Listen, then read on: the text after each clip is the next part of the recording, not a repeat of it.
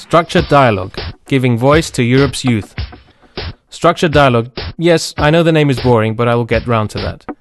Well, structured dialogue is a process, or a tool if you like, that empowers you, yes, you, the youth, to speak your mind and express your concerns on the issues that directly influence you. Like, for example, youth employment, education and the social inclusion of youth.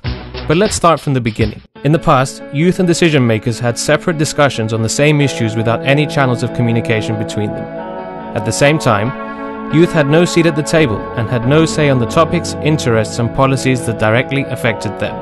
Fortunately, in 2009, after the hard and determined work of youth and their organizations, the Ministers of Youth of EU member states adopted the European Council resolution on a renewed framework for European cooperation in the field of youth.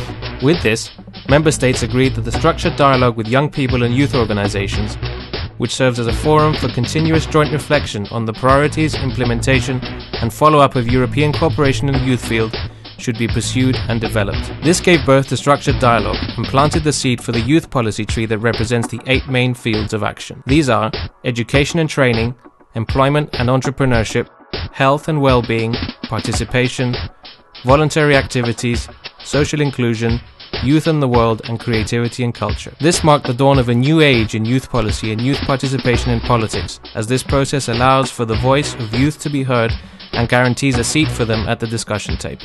But it is a process that depends on strong and continuous participation, and this is why European and Cypriot youths, Greek Cypriots, Turkish Cypriots, Armenians, Maronites and Latins, and all other citizens of Cyprus must and should take part and have their voices heard and registered, leading to tangible results. So coming back to the issue of the name, this is a dialogue between youths and policymakers that has a very specific structured nature and involves a number of key players which luckily for you will be explained in the next video.